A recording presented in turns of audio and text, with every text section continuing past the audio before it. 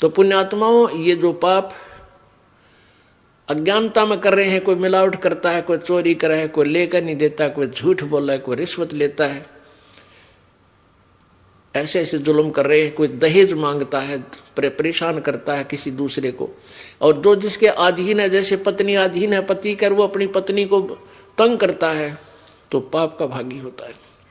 ऐसे ही जो जिसके अधीन है, वो तगड़ा आदमी अपने से नीचे वालों को परेशान करता है, उसको बहुत बुरा हाल होता है। तो फिर हमें डर लगेगा कि आत्मा परमात्मा की है और इनको हम दुखी करेंगे तो प्रभु हमसे नाराज हो जाएगा, क्योंकि उसके बालक हैं ये उस धनी के बच्चे हैं। धनी के बच्चों को कोई तंग करता है तो उसकी फिर शात आया करे, उसकी खूब पिटाई करता है वो, तो फिर हमें डर लगेगा, फिर हम गलती नहीं करेंगे।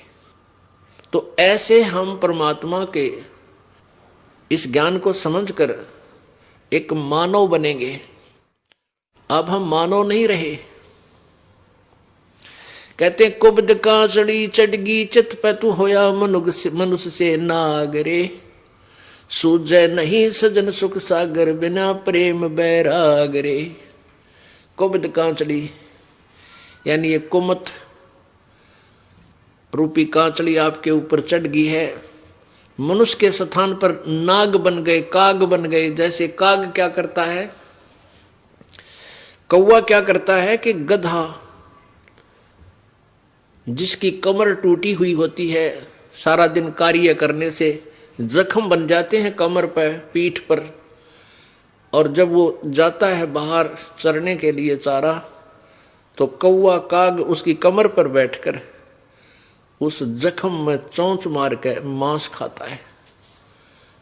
पुण्यात्माओं, आपके कोई खरोंच आ जावे और खरोंच के ऊपर कपड़ा भी लग जाओ तो आंखों में से पानी आओ, इतनी पीड़ा होती है।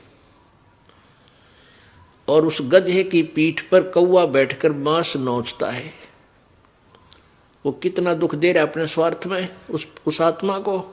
ऐसे ही जो दुष्ट आत्मा दूसरों को सताते हैं, कोई चोरी करता है, कोई ठगी करता है, कोई रिश्वत लेता है, या वैसे दबाव बनाता है, मानसिक परेशानी पैदा करता है, गालियां देता है, बुरा बोलता है, बहन बेटी को तकता है, बोल रहा था लड़ने को तैयार होता है, ऐसी दुष्ट आत्माएं कहते तू होया मनुष्य नाग रे। अब नाग बन गया, काग की तरह जुल्म करने लग गया, इंसान नहीं रहा। तो इस तत्व ज्ञान से हम वास्तव में मनुष्य बनेंगे, और मनुष्य से फिर देवता बनेंगे, और देवता बनकर हम सतलोक जाएंगे। देव का अर्थ होता है अच्छी आत्मा, क्योंकि सतलोक के अंदर अच्छी आत्मा ही जा सकेंगी, जिनमें दया होगी, पापों से डरने वाले होंगे, प्रभु पर विश्वास करेंगे। जो जो शरण कबीर की ये तिरगे अंत अपार, दादू गुण के ताक हूं कहत न आवे पार। अब कलयुग के लास्ट में कृत घनी लोग हो जाएंगे, कोई मर्यादा नहीं रहेगी, छोटी आयु हो जाएगी, छोटा कद होगा। कलयुग के अंत में इस मानव की 20 वर्ष की उम्र होगी। 20 वर्ष में ये पैदा भी हो लेगा, जवान भी, युवा भी हो लेगा, बच्चे भी पैदा कर लेगा और मर भी लेगा।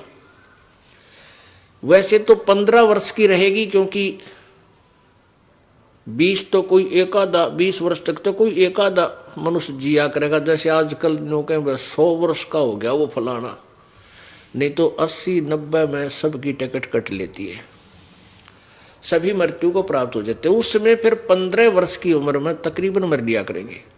और कद कितना होगा, ये गिट्ठ जो है इस 2 गिट्ठ का, यानी 1.5 फुट, हद 2 फुट का। और इतनी जनसंख्या हो जाएगी, इतने कृतघ्नी लोग हो जाएंगे, कोई धर्म को नहीं जानेगा, कोई मर्यादा नहीं, कति पशुओं जैसे व्यवहार, कच्चा मांस खाने लग जाएंगे। तो उस समय ये कलयुग का अंत होगा। और 5 वर्ष की लड़की 5 वर्ष की लड़की की शादी हो जा करेगी और 5 वर्ष की लड़की संतान उत्पत्ति करने लग जाएगी। उसके बाद कहते हैं और पृथ्वी के ऊपर, पृथ्वी के 3 हाथ यानी 4.5 फुट तक, 4.5 फुट तक उपजाऊ जमीन नहीं रहेगी। 4.5 फुट तक नीचे नीचे कोई उपजाऊ अंश पृथ्वी पर नहीं रहेगा। अब आप देख रहे हो किसान फसल तैयार करते हैं और उसमें कितना ये खाद डालते हैं।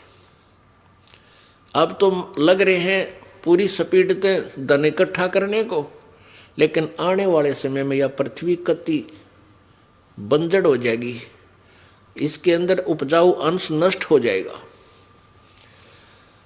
और वर्षा नहीं हुआ करेगी, क्योंकि पापी प्राणियों के लिए वर्षा नहीं होती, पुण्यकर्मी प्राणियों के भाग्य से वर्षा होती है।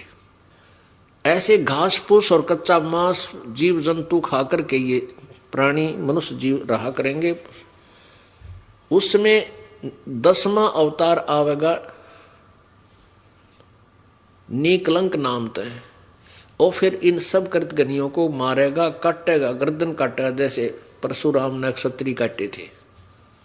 उस समय भी कुछ आत्माएं 1-8% जो भगवान से डरने वाली होंगी वही बचेंगी और फिर से सतयुग प्रारंभ होगा। कैसा होगा कि एकदम बहुत जबरदस्त वर्षा होगी प्रभु की कृपा से, और पूरी पृथ्वी पर कई फुट, सैकड़ों फुट पानी इकट्ठा हो जाएगा। अच्छी आत्माएं ऊपर क्षेत्रों में चली जाएंगी, पहाड़ों के ऊपर, और फिर पूरी पृथ्वी पर पानी सूखेगा धीरे धीरे।